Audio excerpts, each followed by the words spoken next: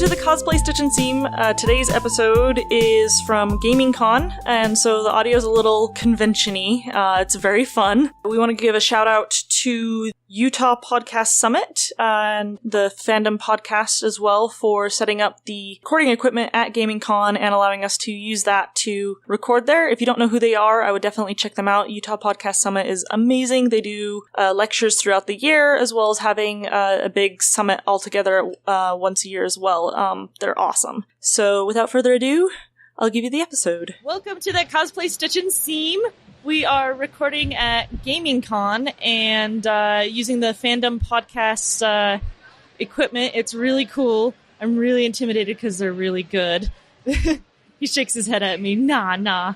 And I have with me here today, I've got Suti from Silver Fyre Studio.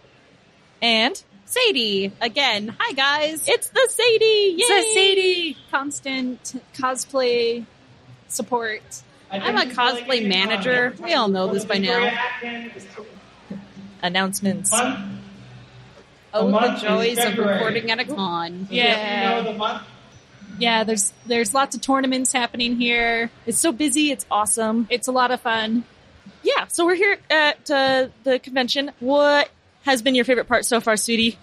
Oh, goodness. So it was absolutely fantastic to meet the Breath of the Wild cast. Like, usually I don't get super excited for celebrities.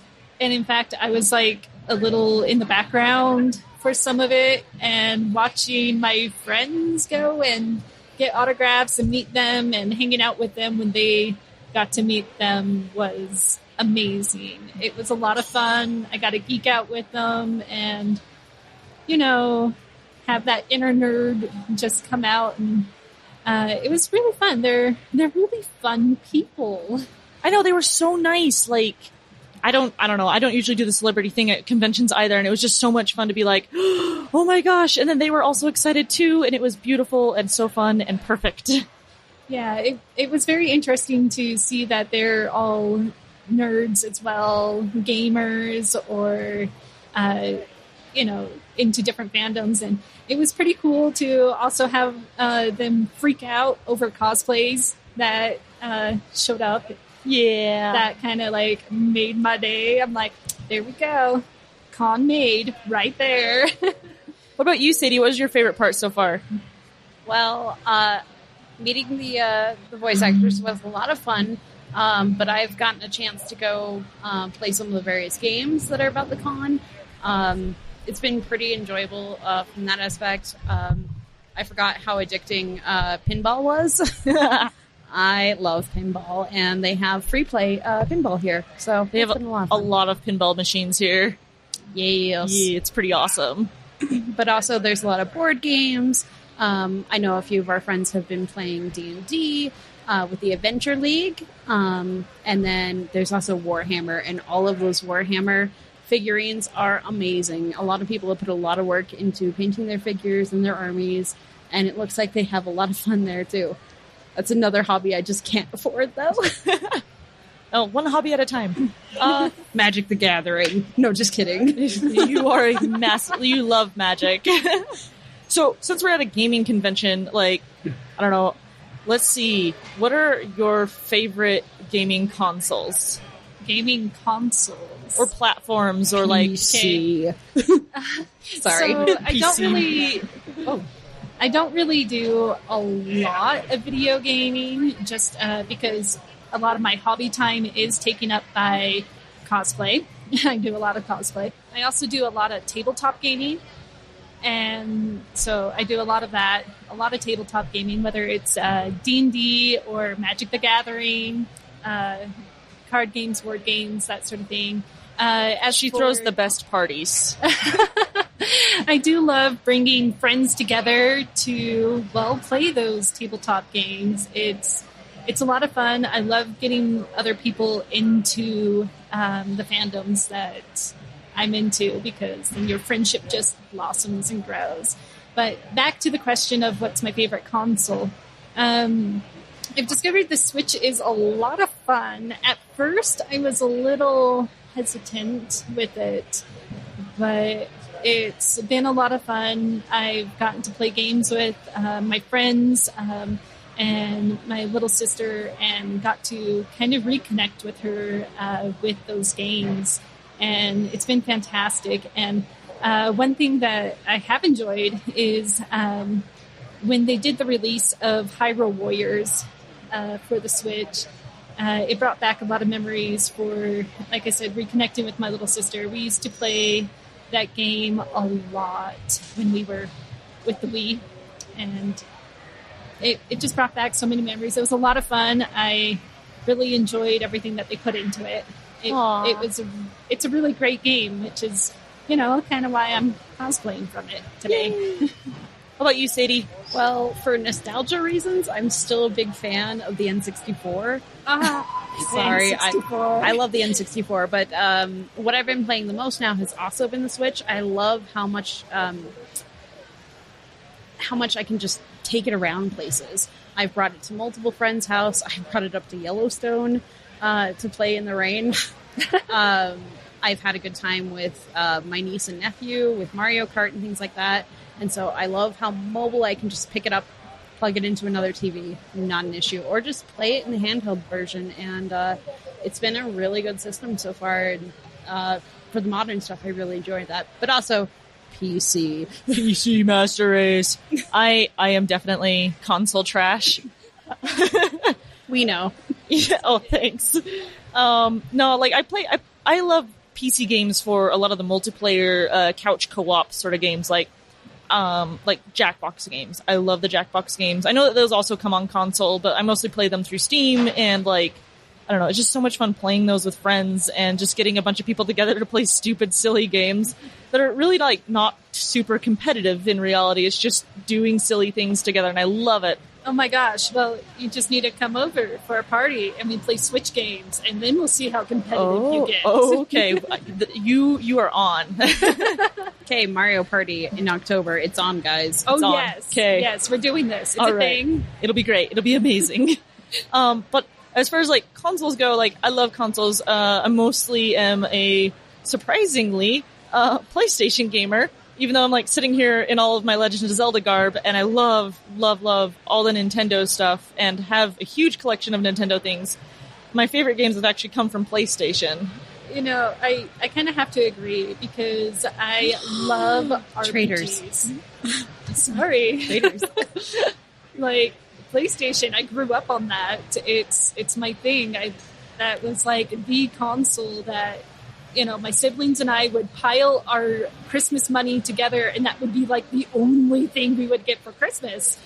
And we cherished it so much. But RPGs, all of the RPGs with the PlayStation, I love them. They're kind of some of my favorites. Some of these newer games that are coming out, I'm actually kind of impressed with. I kind of play vicariously through my husband, because he'll play and then I'm like, oh, what's happening here? What's this? And I'm like, do that thing. You have to do that thing. Can I play for a minute? You backseat drive. I love it. And so I've gotten to get into some of these newer PlayStation games like Bloodborne and Monster Hunter. I've actually really enjoyed exploring that world of Monster Hunter. I was never into that style of game before, but this new game really has captured me. I'm actually really interested in playing the new one. That one's on my list. Oh my goodness, you got to have a lot of time for that list. It's awesome. It's addictive. There's cats. Oh my gosh, is there cats? And it's fantastic. I'm sold. Yeah.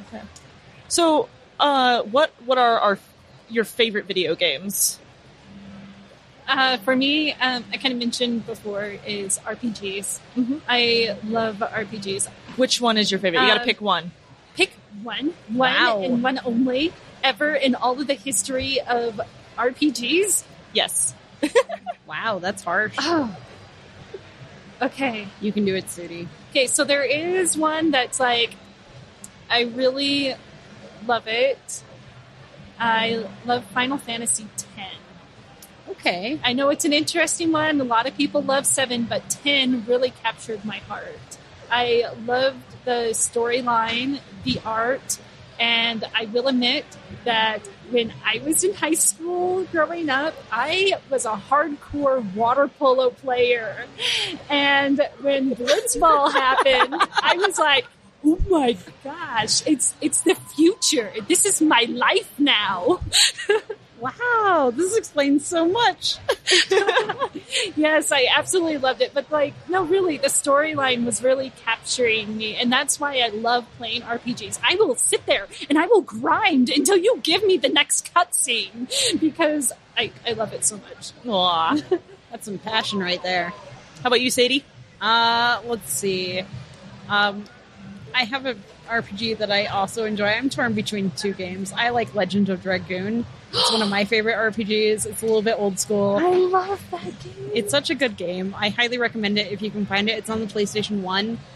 It's a little hard to find. Dude, do it. It's worth playing. It's a good game. Go find it. But my favorite of all time has got to be Majora's Mask. Yes. It's my favorite Zelda just because it gives me such feels. Oh, it does so many feels. And it's the first time I felt any level of urgency in a Zelda game because you actually have that time limits will do that to you. a little bit. Oh. And then just wanting to save everyone because they actually had a story. So it felt like that was the first Zelda game that really gave people a backstory. It was really easy to fall in love with those characters. Oh yeah. Especially trying to get the couples mask, which is the most annoying mask to get. But the story, I love that story. I love all the little stories with all the NPCs in that game. And I feel like that was a point for Zelda where they really started to get more into the stories of the side characters. Yeah, for sure. That was one of my favorite games. For me, everyone already knows this if they listen to the podcast, Shadow of the Colossus, I will rant about it for days about how much I love it. Really? I thought it was starting to turn towards Horizon Zero Dawn. Oh my gosh, okay, that one is pretty dang close right now. My feels for that game. So, I want to end with, so you guys are both Magic card players. So we do that. I like that you guys do that. Sadie has been trying to get me into it. I am not very good at games that have lots of rules. Would it help if I said there are cats? There are cats. No! Yeah, you could actually have a cat commander now. It came out last year. It's fantastic. Oh my gosh. Army of cats. Yeah, and you know what you do? You make more cats. You just make more cats. Little baby cats, and then they have lifelink, and it's fantastic. Yeah, it's nothing but cats, and they give you life, and then you send out your army of cats, and they give you more life. And then you could cosplay Magic the Gathering with us, because you'd make a great Chandra. I really want to cosplay Chandra, actually. She's amazing. You'll have to learn some aggro. Probably gonna have to learn that, yes. Ready to be your color, for sure. So what card is your guys' favorite? Well, that's mean. Oh. I'll let you pick. Card. Okay, I'll say that you can pick 3. But all for different reasons, and they all play off each other. This isn't fair. Swamp, because it's the best color. I know that everyone argues blue is, but they're wrong. It's definitely black. Black is pretty good. It's actually really, really fun to play. I enjoy a black-white. I know that that's totally different than most. Whereas off is a thing. People like blue, black-white. But I love that because I had this deck from not Return to Ravnica, but the original Ravnica. That, oh man, it was kind of OP. So you're not going to actually get a card from us. You're going to get our favorite decks. It sounds like. You asked a very interesting question for Magic players because it's probably not that easy just to pick something because it depends on what it's working with and all that. Exactly. There's so much strategy that goes into the game. So how about favorite card art? Because I know, Sadee, you cosplayed for the game. So how about favorite card art? That might help simplify it. It is true. I have done a couple of cosplays from the game. And I love angels in my decks. I love playing with angels. They're a lot of fun. They're kind of big, beefy characters that go in and attack and, Right. And so I'm going to go with, I really loved the Shadows of Innistrad Avacyn art. The angry one? Yeah, the angry one when she transformed. That art was gorgeous. That was pretty good art. Yeah, I love that art. I'm really sad of what happens in that storyline because along with the cards, you have the art, you have the lore, and it's fantastic. You get all of this fantasy in with all of it. Plus, you get to play this strategy game. It's a lot of fun. It's a lot of fun to get into. Sadie has shown me a lot of the story behind the angels and whatnot. It's fantastic. I enjoy it. I don't even play the game and I enjoy it. Yeah, I know. You can just get into the art and the storylines without having to play the game. Yeah. Or you can even get into the game and not be into the art and the lore. There's just a lot of variety that can come from Magic the Gathering that I personally really enjoy. I'm going to make the same answer as I did before. Swamp. There's a swamp art in the Unstable set that came out. It's a full art swamp, and I absolutely adore the art on that. I know it's a really simple answer, but I play with those swamp arts for my draft deck pretty often. It's actually really gorgeous. It's really land art is surprisingly pretty, even though there's not even a character attached to it usually. So Cosplay Stitch and Seam always ends with cosplay horror stories. So it's your guys' turn for some cosplay horror stories.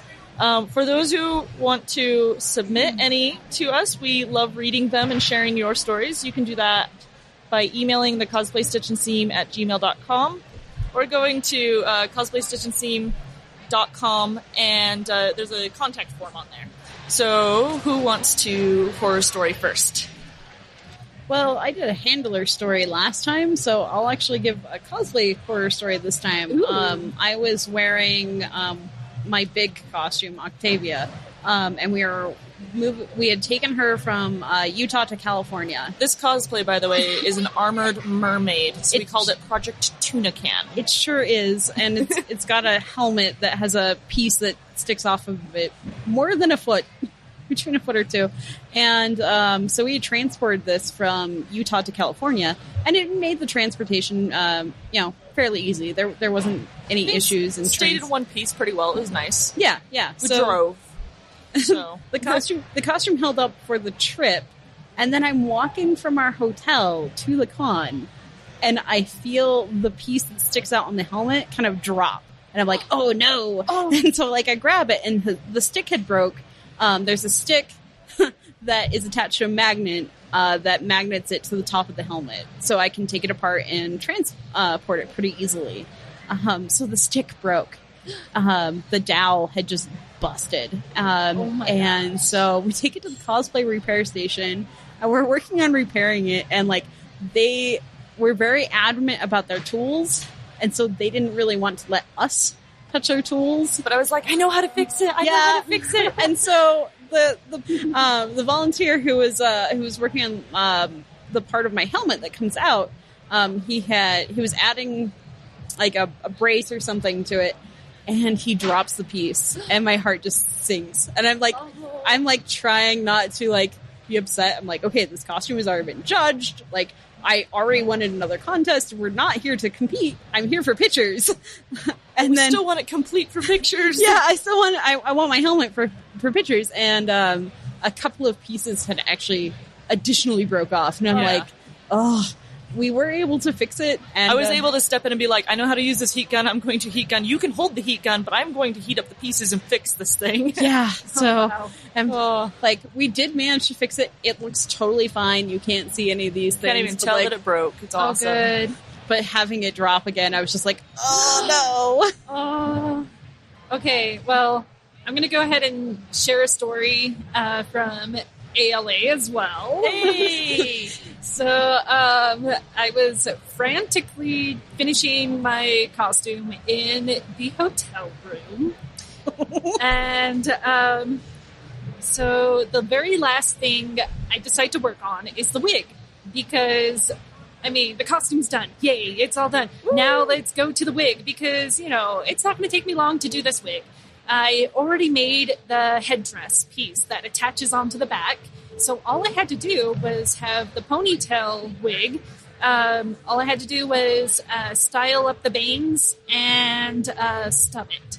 So for those of you who don't know what stubbing a wig is, it's when you pull it into a really tight ponytail and you tie it off really tight, and then you literally cut that ponytail off. That has a term?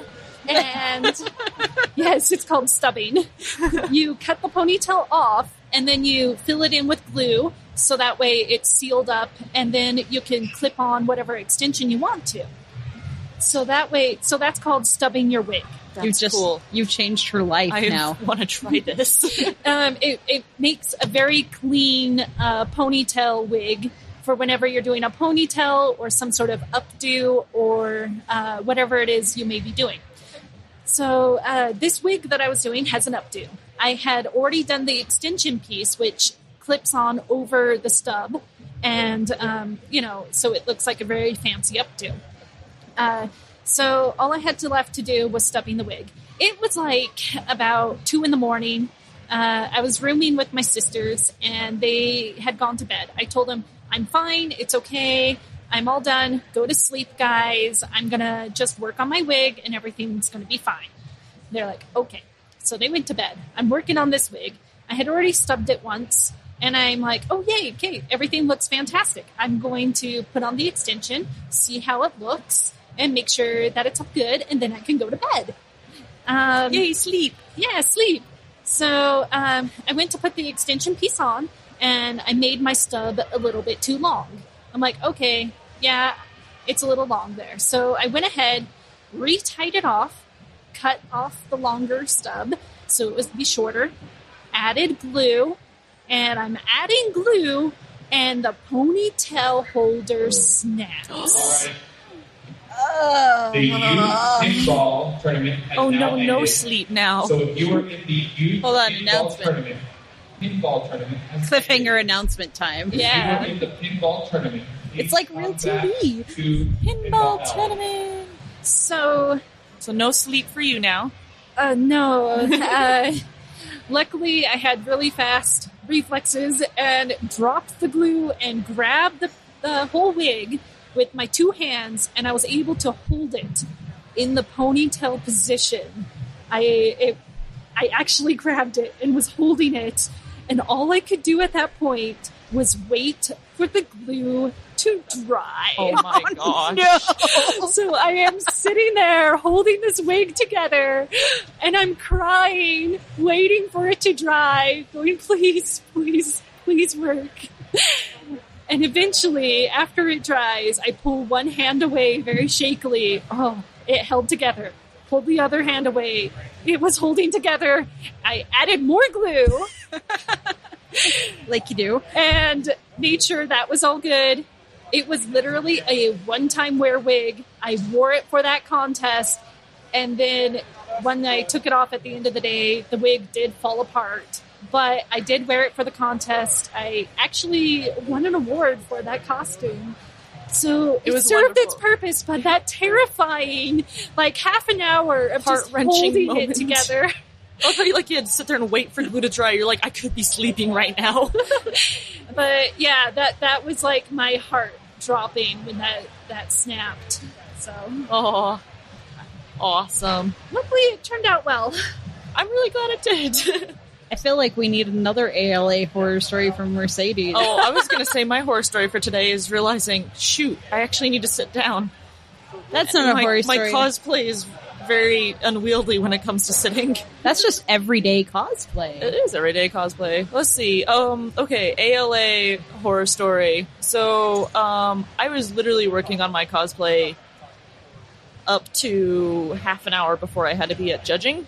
Were you? Yes, I was. You know this. Working through the night. My hotel room, we had a bunch of people in this sort of condo sort of hotel thing. So my room, I just shut the doors, and it was the curse words doors. I was stressed. And so I was just like scrambling to get everything done, and I turned to my friend Sadee, and I was like, will you start painting my Sheikah slate for me?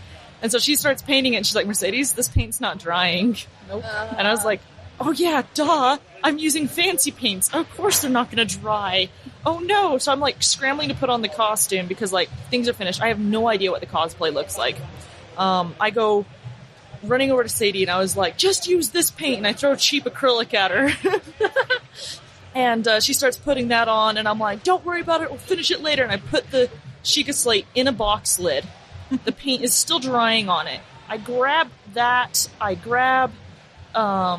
everything that I need, and I just book it to judging. That's not true. We totally tried to use the heat gun. Oh yeah, we tried to use a heat gun to dry the paint. It didn't run. Oh dear. It did not help. It did not help, no. So I'm running to judging. I've got like 15 minutes to be there. I have no idea what I look like. I had not seen this cosplay on me at all. So I'm like, I hope it looks good. I hope it's fine. And I get there, and Panin shows up, and she had twisted her ankle. Oh. So she's in Prince Sidon from Breath of the Wild, and is like wearing platform heels and whatnot. She twisted her poor ankle, and so she was in pain. And so she's sitting down and whatnot, and I'm like, the paint's drying on my stuff. And she's like, it's cool, we still got this. And I'm like, yeah, we still got this. And then I explained to her, I have no idea what I look like. And this volunteer, bless this volunteer's heart, hears me say, I have no idea what I look like, brightens up suddenly. Like, I see her in the corner of my eye, just get all cheerful, and she disappears for a second, and then comes back as I'm like talking with everybody about how stressful this has been, but I'm so glad it's done, and I have, you know, this will be really cool. And I turn around, and there's a mirror. The volunteer brought a mirror over so I could see myself, and I was not ready for it. So I started crying. Oh my gosh. The costume looked great. Nothing looked wrong, so that was good. It was just surprising. It was all the stress. All the stress just came out in that moment, yeah. And then I went to judging with my paint still drying on my Sheikah slate. Oh my goodness. Us cosplayers, we really need to... We need a chill. You have no chill.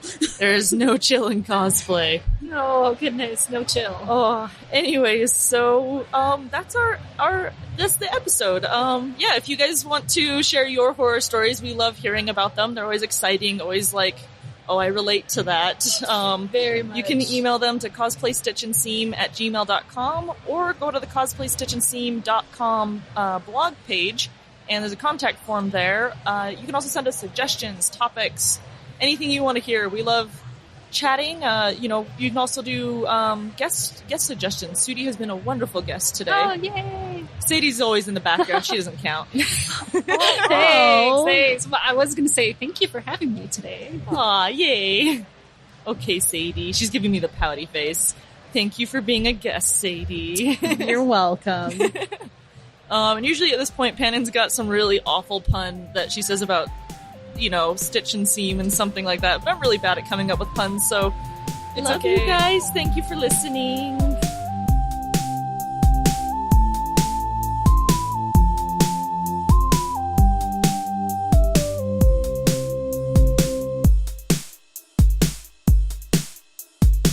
Before we finish up the episode, we're going to have one little announcement here. Our update schedule, Fridays as always. And check out next week, we're going to be doing an interview from Denver Comic-Con. And then we're going to go back to the contest episodes. And we should have a couple of cosplay contest-based episodes after that. So just kind of give you an idea what the schedule's going to be. I really look forward to next week's episode on Denver Comic-Con and the Civil War Best in Show winners from that contest. They are very, very fun to listen to, so I hope you guys look forward to it. Thank you! Bye!